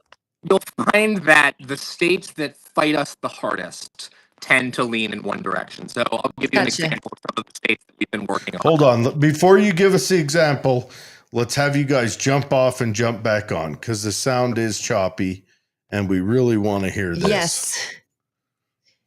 Because if All right. Utah is one of those and we're like one of the only red states, I personally can't see why our lieutenant governor would risk the integrity of our elections. But if this is something that has been done, I think that What that if our it lieutenant seems like she governor- would want to fix this. What if our lieutenant governor wouldn't risk not being elected more? Well, then I have to go back Yeah. to our county clerks. If the lieutenant governor is willing to risk it, would our county clerks Are be our willing? clerks in control of who gets moved between the different roles? Clerks actually have a very strong input on Then that. that's something to check And out. those clerks have that data first, and then the state has it. I mean, they register and it goes right to the county. So I can't see a lieutenant governor being sneaky about it when clerks, 29 of them, would also have this data and information and know it's being done. What if they just had one or two clerks on there? How would a clerk run an election without this data? They still send those ballots out to the Sure, the but 40%. what they're doing is they're controlling from the lieutenant governor's office the voter rolls that you and I can see. Yes, but the clerk has access to 100% of the voter rolls. Sure. And the clerk still has access even when they are like that. Yes, but they know who's withheld and who's not. Sure. Would Tracy, a clerk I trust completely, be looking at Salt Lake counties? No, she's looking at Twilla County. Salt Lake County's got their clerk looking at theirs. What if Salt Lake County is on the lieutenant governor's side? I can't. That would be such a huge. Fred that would says, take so many people. well, there's so with many bad character. There's so many people in Salt Lake County. It'd be easy to slip through. Fred says it must happen. I have friends, millions of people who are not fickle either. He's talking about how he's not fickle, You're not fickle, and Fred. millions of his friends are not fickle. You have a million friends, Fred? Millions, not a million. Millions? Millions. I knew you were a stand-up guy. Day one as a state trooper, I was told to slow down and not make the others look bad. And he says, governments without checks never stay pure. That is 100% correct. Absolutely. And governments with checks never stay pure. I think that key word is government. What? There he is. Oh my gosh, hold Percival. on. Okay. Norma says too many chiefs, not enough ponies. Norma says another quote, good enough for government work. And then Percival is back. Welcome back, Percival. Good to see you. He says, F Trump and Elon. That's Percival. pretty much the You know, standard we expect Yes. from you. And I Yes. appreciate and you. I am typing sorry your that comment. your Kamala did not win. Are you, though? Not even a little bit. Percival, where have you been? Where have I don't know you how we been? run a show without you. We haven't been dragged through the mud in quite a while. No. Glad to see you're back, sir. Yeah, welcome Glad- back. Here, I'm going to put this one up on the screen. This is from our good buddy Percival. Percival, welcome Yes. back. I don't know where you went, but it just wasn't the same without you, buddy. I know. We haven't had him trolling us in quite a while. No, I'm glad to see him back. I mean, But- it's great. But what if, I mean, and this hits Republican and Democrats. And what if you're in a great big county where there's so many people, and then they were moved from that private role to the super private role.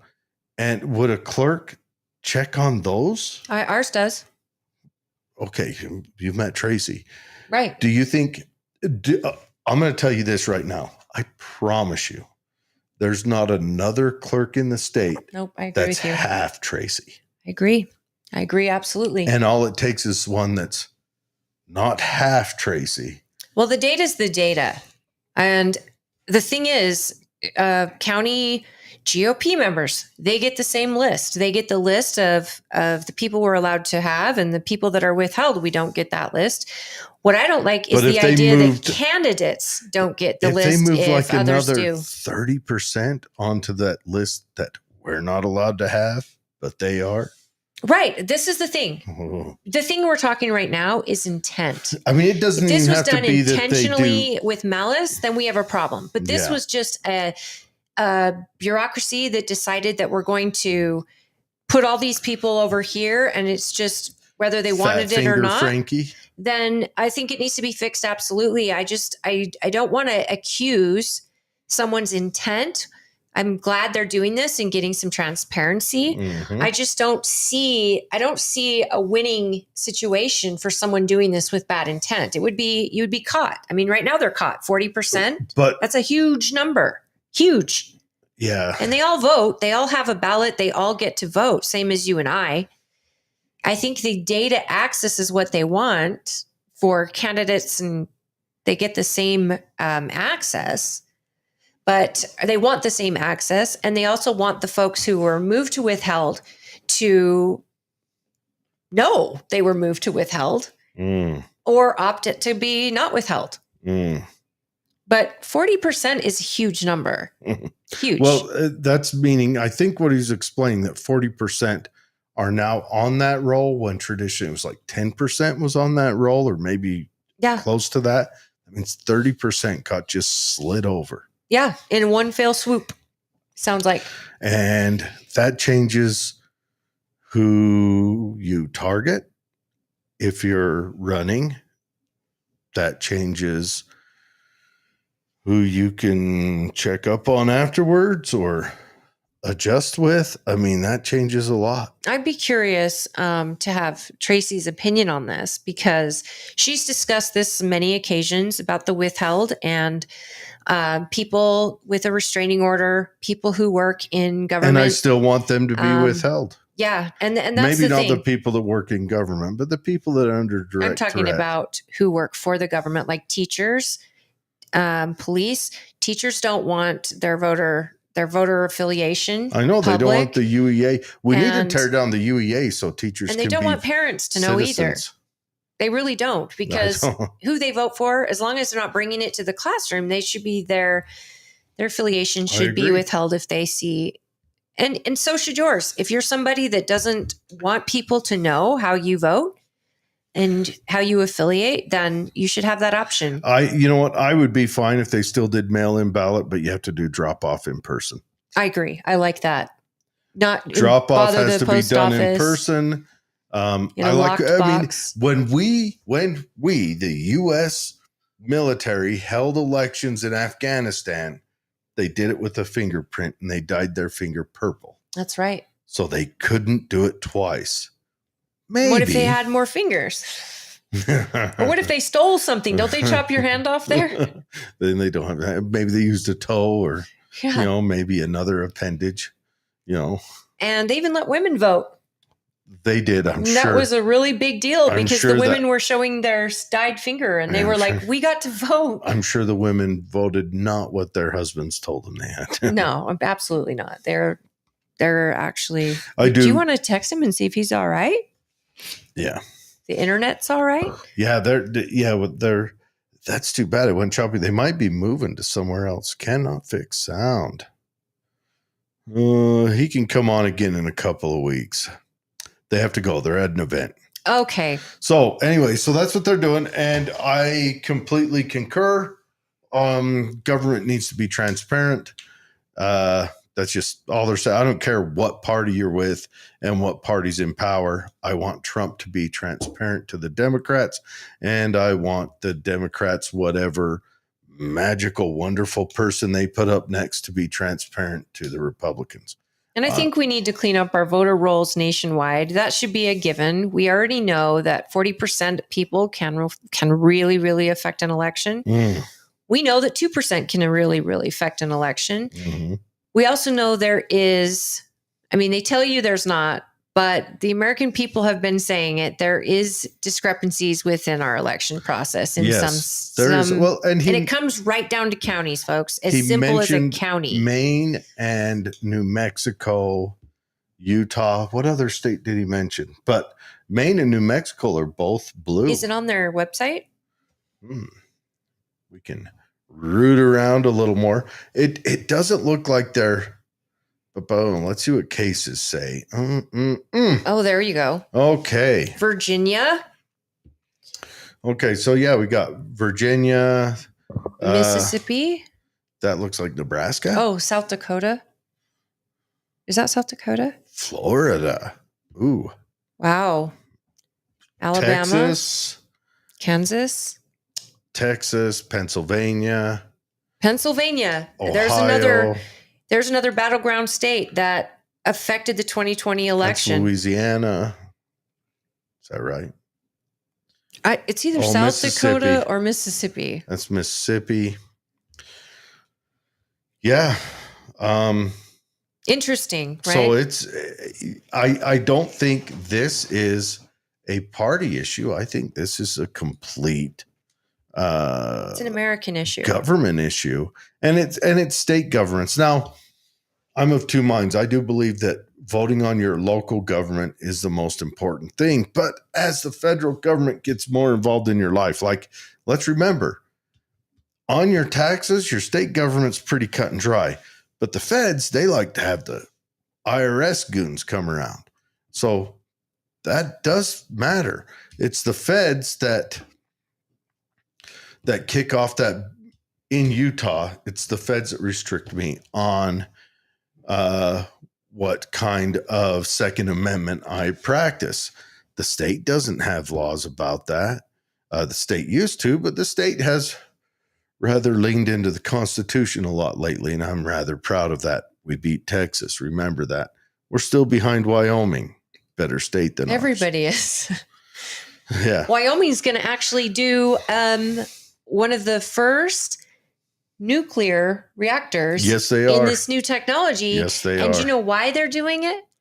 Because they don't have 10 years worth of application process and this and this and this. They decided to do it. They don't have a big bureaucracy that, okay, there's a bureaucracy to help it get built, positive bureaucracy. And then there's a bureaucracy that everywhere else has that stops it from being built, that you've got to go and kneel at their feet and supplicate yourself and to they all at have every their turn. hand out. And you've got to pay a lot of money, which is why Wyoming, I mean, seriously, if Katie had let me, I'd move us up there tomorrow. Seriously. I get it. And Wyoming is the best kept secret. Nobody knows. That's right. That's how it should be. Absolutely. And when you can actually power your entire state with nuclear energy, and it's not a 10-year process, and you got a new technically advanced option. You've got trouble brewing at the house. Oh no. Oh no. Oh, scandal. Mom, the internet's down. Mom.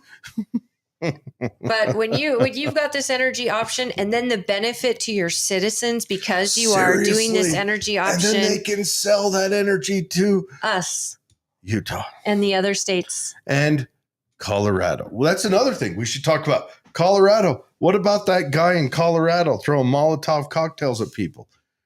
Come in under Biden, gets his little humming under Biden, just camps out for a year from Egypt, mad and wants to, and so. And his family is getting deported. Well, yeah, they should. They you know what? Forget about it. They overstayed their visas. Forget about it. So they're here matter illegally. Matter of fact, see if he's got a couple neighbors we can kick out while we're at it. Don't come around here throwing Molotov cocktails at people. You savage. Do you like how the governor said that this wasn't a terrorist attack? The governor and the FBI is saying this is exactly a terrorist attack. And if we don't get these immigrants that came over the border in check, we are going to have another 9/11. Not if, but when. The only thing that the governor of Colorado, the only opinion he has that I care to listen to is whether his colon smells like poop or more poop. Gross. Because his head is 1.5 feet up his butt. Well, and it was their local PD that responded that also was kind of like, we don't want to make a judgment yet. Nope. Wait a minute. If this guy was MAGA in any way, you'd make a judgment the second you saw his face. Committing violence against a group of people for political ends to incite fear, that is by definition terrorism. Absolutely. I don't care what your reason is, what your party is. If he was, say, a Jewish guy throwing bottles of fire at Palestinian protesters, that would also be terrorism. The minute you start committing violence to cause fear for political reasons, you're committing terrorism. That's actually the definition you just did. Funny, the U.S. Army paid for me to go to lots of schooling to learn that crap. I'm impressed. And truth is, it, like you said, it doesn't matter. It doesn't matter who the victims were targeted as. It's the fact that it is a political statement. Yep. And there is forced planning. This guy planned this.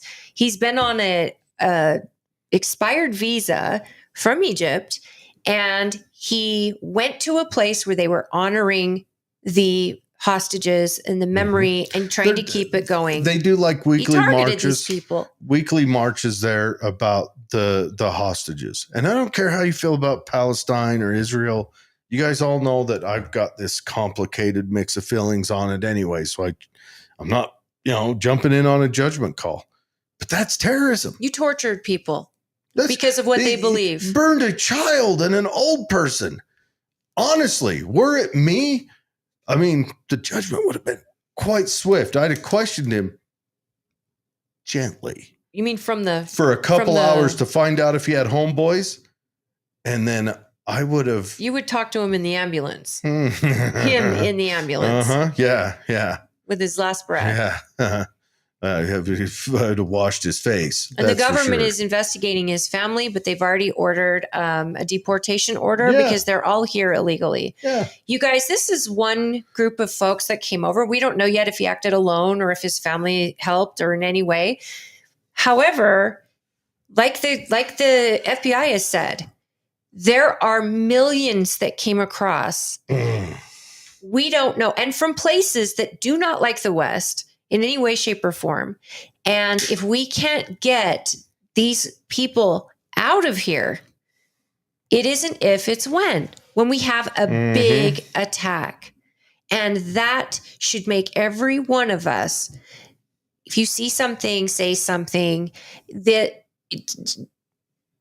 I don't say profile folks because they came from all over the world, from China, from Iran, from Palestine and Yemen, and these places that hate the West.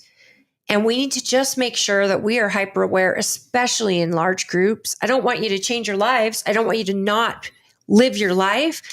Just be hyper aware. And if you are not arming yourself, and getting the training to make sure that you're safe and that you know exactly what you're doing so that you can protect your fellow man, I feel like you're missing out on an important responsibility that comes with being an American.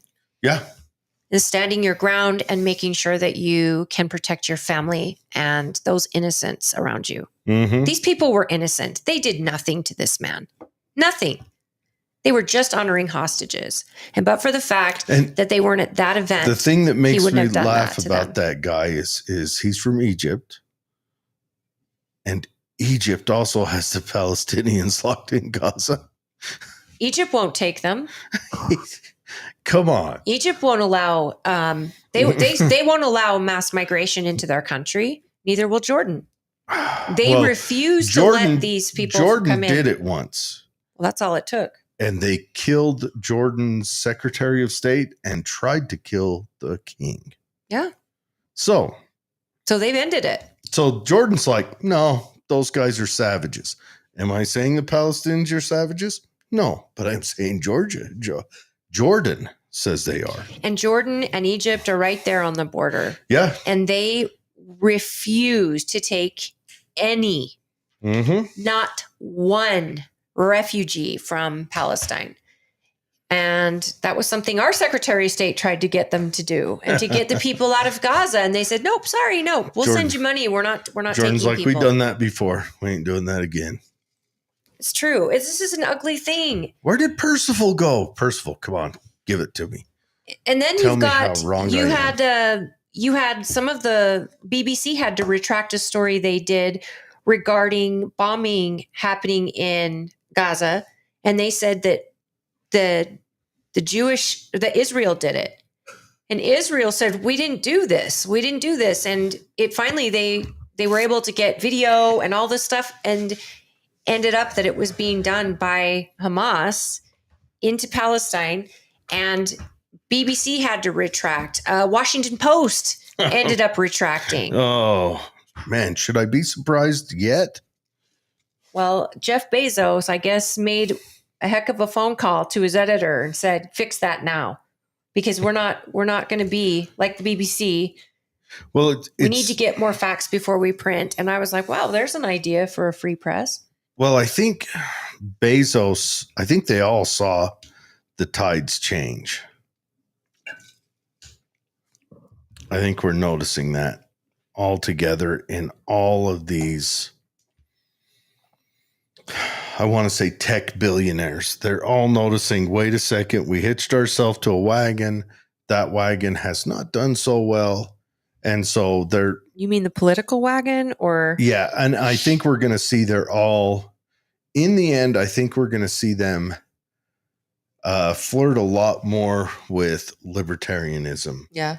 And the cool thing about libertarians, and this is something that's gone down since day one of libertarians, is they've tended to float between both parties, usually fighting for the underdog, boosting the numbers of the underdog who are fighting for a civil liberty.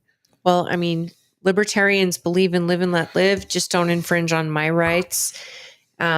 Well, at least that's kind of an easy synopsis, but it's always the party in power that tries restricting rights. And freedom first is kind of, I just wish they would get better representation. Okay. Tell me about it. And, work hard to get local representation and then build it into state and then get someone federal. And it feels like libertarians don't invest their time and energy into the party because they are the party of freedom. And they're still only, a minuscule part of the population. And they're people who don't believe in big government. So they generally don't give big money to where they can compete. What's got to happen? Nor do they develop big type of organization. When they do, they will be ruined. And then we'll have to have another party. Here's what we need to do is we need better us. Yeah, I agree. We need better us that's going to take a better look at issues. We need better us that's going to do things like that because we can no longer rely on the two parties that are in control to maintain trying to manage a nation so that it works for us. We also have learned that we cannot rely on a free and fair press to give us actual data that is not skewed or have an agenda attached to it. 100%. If the American people have lost total trust, well, they've already had no trust in their government, but now you add, there's no trust in the press. Yep. And people are seeking information. You can't trust AI because whoever created the AI gave it its agenda also. So if you're going to look at Grok and say, hey, tell me this and this, or you're going to go to ChatGPT, just make sure you're hitting a couple different sources because that is also skewed. It's getting tough. It's up to you, the people, to try to wade through this, and you've got to get in front of the people running and asking for your vote, and then you've got to have contact with them, and then you've got to hold them accountable, and then you've got to be prepared to run against them yourself. Oh, wait, hold on. They do not do what they promised you. And that's the thing. That's hard. That's ridiculously hard. It is. And expensive. And it is a sacrifice. And then you see good people get to DC, and then all of a sudden they learn the whole story and they realize they can't do anything there by themselves. And if they do nothing, then they're considered not good or ineffective. Mm-hmm. And it's like they're playing in a ball game that they're just pretty much sitting in the middle of two teams and just watching the game. Well, and that's another hard part is I know we give lobbyists a bad name, and a lot of times lobbyists do, but lobbyists are the tools for the big corporations, but they're also the tools for the regular person. Like The little right guy now, too. right now, Gun Owners of America is my lobbyist. Right. Well, they're necessary And they're evil. pulling down big wins. And I wouldn't call Gun Owners of America a necessarily evil. I'm calling them a lobbyists. way that I can get my voice heard in general DC. Like right now, I mean, I can chat with Celeste. I could shoot her a text message and find out what's going on, But that's because I have a personal relationship with her. I don't have that with any other congressperson. Right. And there's a 1,000% chance that I won't have it with whoever comes after her. Well, that's the thing, though. It's how much are you willing to do to make sure you have that relationship? So you can be a delegate. You could do a podcast. Everybody does a podcast. You can show up to town halls and you can do all of that. These people want to have a relationship with the voters, but they've got so many that are all over the map, and people will turn on you. And imagine over one item. There are single vote people that are single item people, and they will turn on you. Look at Elon and Trump. Imagine if I was your constituent. I'm a crazy person. And she sat and listened to me rant and rave. Yeah, but she also shares your views about Second Amendment. And that's something that when she's sitting in a town hall and she's got the other half of people, which are Democrats, she also represents, yelling at her about 2A and telling you how bad it is, or wanting more restriction, or wanting all of this. She's got to be able to keep her principles and her values that got her into the office. And that's a very tough line, because you don't represent just Republicans. It is. You represent everybody. And that's where the Constitution comes in handy, because you don't have to move on one side or the other if you stick to the Constitution. And 2A is the Second Amendment for a reason. I remember in 2019 when they're all up on stage, it's early on in the Democrat primaries, and they're all of them, Kamala Harris and that butt stuff guy and the other moron bald-headed guy and that girl who plays with crystals, and they're all Pocahontas. And Pocahontas, she was up there too. Man, it's sad. Anyways, and they're all saying, we're going to take the guns. I would just take the guns. And Joe Biden, and I called it out on this show, he said, look, we can't just take the guns. It's constitutional. It's a constitutionally protected right. And that's right. The guy from Texas was saying, we're going to take ARs. They're going to ban ARs and we're going to take your weapons. Yep. What was his name? Beto. Yeah. O'Rourke. Yeah. Beto O'Rourke. Yeah. And I'm sitting there going, man. They're saying the quiet part out loud. And when Biden said that, and I think that was like Biden's last like real coherent moment. And after that, it's just a haze of Jill and some kind of auto pen where they move his hand over a button and they push it down, and then his name appears. And I don't even think he had to be there. And then they tell him everything's all right. I don't even think he was there. I'm pretending. And then they had the sound stage across the street from the White House. It's insanity. You guys, we can't forget that. We cannot forget the 4 years. And we shouldn't forget the 4 years for that. We should never forget COVID. We should have high alert when they're telling us, oh, there's a new COVID vaccine and we're like recommending it. Right they're doing that right now. And they're talking about a new variant of COVID. How convenient. Midterms are going to come up, and bird flu. Let's wipe out 2 billion birds. So you can't afford eggs and you can't afford chicken anymore. Let's wipe out the chickens right before I leave so that it comes to fruition in his first term. all the stuff that's going to come to fruition is by design to make Trump look bad. So take a step back and really think about it and just use your logic. And if some of you are people of faith, use that and prayer, whatever it is that helps you feel like you are making a wise decision or logic, or it sounds reasonable and you've done research, use it, because AI is getting smarter by the day. I mean, I watched a video today that I literally asked, is this AI? Because it was so cool, but I trust nothing. Well, they're doing that now. They have the AI, some lady doing an advertisement. Yeah, this And was an advertisement.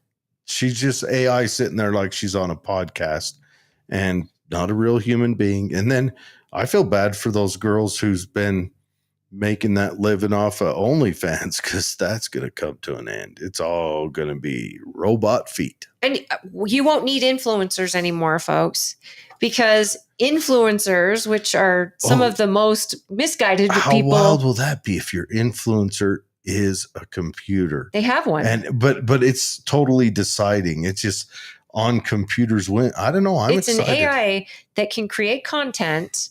It can do whatever content you want, and the businesses don't have to pay it. It's their product, and it's just going to get bigger. And influencers, they have more. I don't understand that influencer part. I mean, we could be considered influencers in a way, No, as I'm far not. as what we talk about. No, I'm not an influencer. Right. But I look at these people and I'm just like, how must that be to be so detached from reality? And their content now is moved towards rage bait. Like Hamas because Piker. that gives them that, I don't know, but it gives them that dollar bill, and yet they have no credibility or character. Like they'll change whoever's paying them. I saw an influencer whose whole shtick is about saving money. Saving money. If he says if you're paying service fees on DoorDash, and that's the biggest ripoff you can imagine, or Uber, you know what? Take the bus. And he's talking about really penny pinching, saving money. And he's been on this thing for years, and he's built this huge following. Talking about Dave Ramsey? No. This is a guy who talks about how he got himself out of debt for $100,000. He probably follows Dave Ramsey, but he's talking about all these extras that we're paying for that we should not do, and all that. Then he does a commercial for Uber Eats. He wrecks 5 years All his of credibility and his following. How and much these did he people get paid? trust and follow him. I don't know, but I hope it was worth it. Well, That's if you guys, the influencer today. If you guys ever see me come out and talk about about how banning good guns. the ATF is, ATF are the good guys. They don't just come around to shoot your dogs and Freeze that audio. yeah. If you ever hear me saying that, You're I got AI. paid. Now, sad thing is, I'm pretty cheap. Oh yeah, we're talking Like- one delivery of Uber Eats, right? Depends. I mean, it better not be Uber Eats like McDonald's. We're talking, I just love that Applebee's. it's someone's bringing it to me. I've It's a hard, I've ordered pizza, but that was right. From way back in the day, like everyone did. Uber Eats I did during COVID, and the one thing I couldn't stand was their fees. I was like, I'm just going to get in my truck and go get I've it. still never even thought about it. I've never ordered an Uber for myself. Oh, I've done that. I've never even thought about it. I know, but I don't go a lot of places. When we went to DC, Katie had the Lyft app, and she lifted us everywhere. Well, and Lyft and Uber, usually you have a driver who does both, and they're on the same stuff. We had some pretty good drivers. But a taxi costs a little bit less depending on the area and the time. If Does you have a it? driver close, but it's not easy to find a taxi like it is an Uber or a Lyft. Because those drivers are around and they'll tell you who's closest and who can pick you up and what size vehicle I just you know, need. she ordered it, and it shows a picture of the person's face and what car they're in and their license plate. I don't know if you guys know this, but fun fact, if you're riding Uber or Lyft, you can actually like what I was able to do when I was in Milwaukee or when I was in Kansas City, I could share my location with my husband.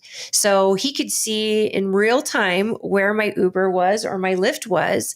And then it will respond and it keeps me going. And if I drop off, like if there's any safety situation with the driver, they know exactly where I am or where I was.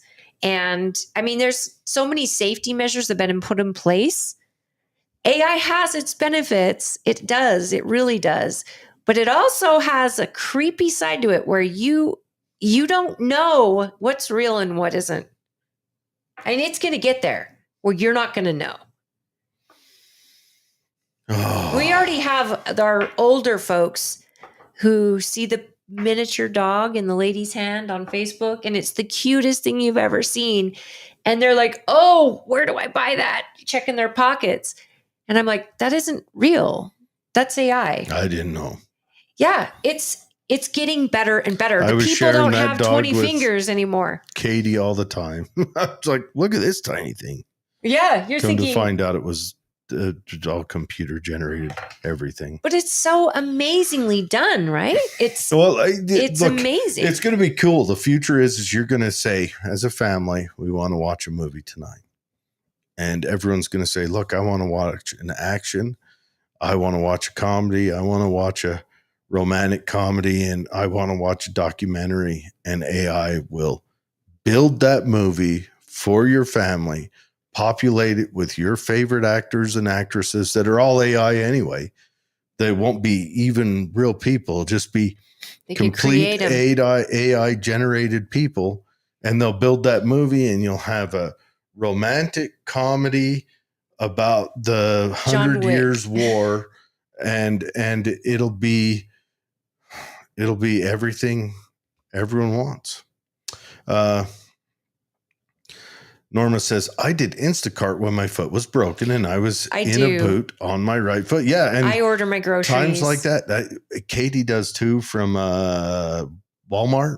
Well, I still haven't. And Walmart has a deal where you become a member and it's $10.99 a month, but you get free delivery. She's got all that. And it's nice. You get Paramount Plus included. You also get 10 cents off a gallon. I know this isn't a Walmart commercial, but the only thing I hate about it is I don't feel like the shoppers take time to look for your item and they're like, oh, sorry, it's out. They just send you a lot of stuff or they don't substitute it. I ordered tomatoes 2 days ago. You ordered a tomato and we sent a pineapple. No, I ordered a tomato and because it was a certain tomato, the guy says, they're out. And I said, you can't find a tomato in Walmart?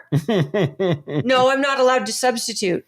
There's literally a substitute option to the point. And then I ordered celery.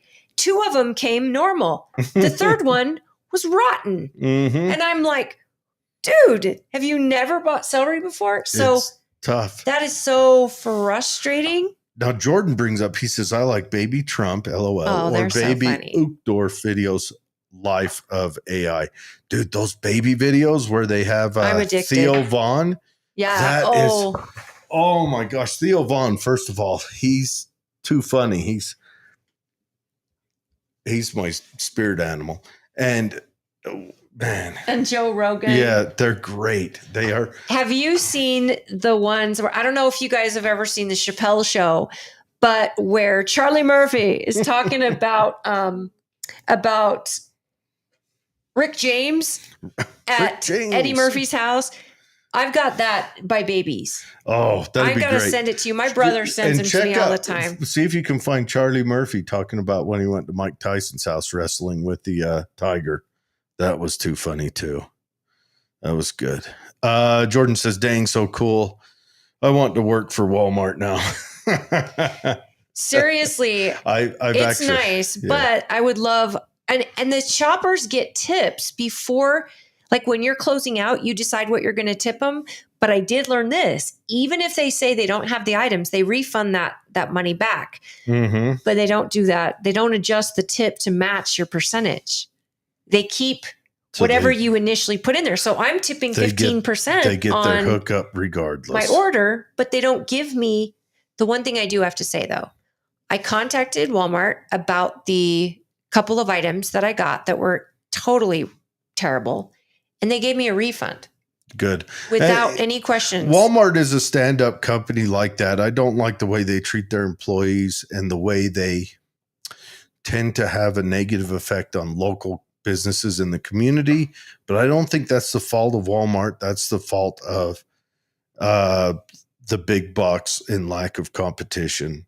I think that's just the dirty, rotten animal that's going to be there forever.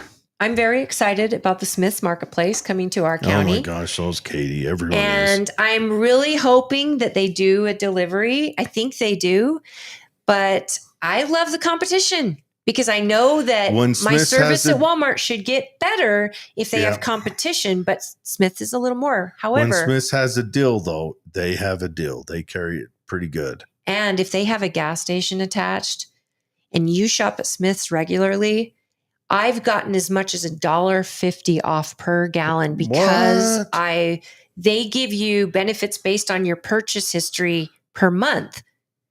And so Walmart does 10 cents, and that's just with your membership. 10 cents across the board. But if you do a lot of Smith shopping, you'll know that month to hit the gas station and get your kids behind you in their vehicles and the husband, because the deal is too good. It's too good. Go fill up the truck on gas cans. Well, it's 8:00. All right, everyone. That's the show. We love you guys. Yep, please like and subscribe if you're not already. And quickly leave a comment in there. Help us trick the algorithm to get us in front of more people. Thanks for showing up, Percival. Yeah, that was really cool. I wish you'd have stuck around and give me some more flack. I do enjoy it. One day we need to have Percival come on. I want to have him speak in person. But anyways, we don't know if it's a him or a her, so I don't think he's ever said. Might be a they them. There's a new pronoun coming out. Oh, yay. Flow or flowed? I don't even want to know. That's just a pronoun. For what?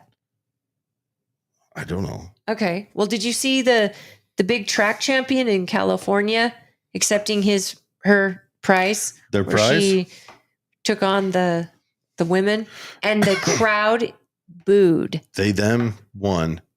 Congratulations for they them. He's not a they them. He's a she. That took it home, carrying the gold. And did you see the gold medalist in boxing? The test results were leaked. Oh, she is a man. She is a man genetically. So that whole spin they gave you during the Olympics. That lady basketball player that got in trouble in Russia. That thing goes around topless, way too much to be a lady. And Norma says, me too. Smith has dill-picked rice crisps. Dill pickle rice crisp. I love dill pickles. I do like dill pickle flavored stuff. I wonder how that'd be. All right, you guys, have a wonderful weekend, wonderful night. Be safe. Remember, today is the anniversary of D-Day, the day of days. And I won't be here on Friday. You won't be here on Friday. Holly is going on a sabbatical for sabbatical things. I'm just going to miss Friday so far. She's just going to miss Friday so far. But if anything, I'll pop on here for a minute. Percival, show up. Give me some flack. Maybe I'll just see if Percival come on. Oh, that'd be so cool. Percival, do it. Stop holding us, stop making us feel left out. You need to come back, and we need to have you. Be still my aching flowed. Heart. We don't know what yes, the it's flow is. And flowed. And I saw some ultra left girl, she's got hair is colorful and she's dressed like a slutty librarian, and she's going, there's a new pronoun and it's flow and flowed. Here we how I use it in a sentence. Hi, have you seen flow? Oh, well, I saw flow, and it's instead of using they, them, I'm just like, that's if your goal in life is to seek to make it complicated for everyone around you, you're doing it wrong. Get a job. Become We're not that great, folks. Become You're not human. that great. You're not You're that not special. important. We're all the same. You don't matter. And if you're looking like a dude and wearing a dress and I call you sir, carry on. It's not going to ruin your day, and don't swell up to me. Don't make a big deal out of it. Just carry on. You don't have to go about your day trying to ruin other people's. Anyways, have a good weekend. Remember D-Day. Remember Mr. Heemeyer and Killdozer. And hey, shout out to the Ukrainians. It's rough, but man, good showing. And pray for Trump and Elon to have a conversation that doesn't involve millions of people. Let's fix this, guys. If you guys Senate, got assistance, you got to fix this. Assistants, take away their phones. Oh, no. You can tell this is all them. No, take away their phones. Don't let them have it anymore. Assistants. Take away Elon and Trump's phone. Yeah, actually, how are they going to assistants. call each other? Take away their phones. Don't let them. Let's let get them this tweet fixed. or truth or whatever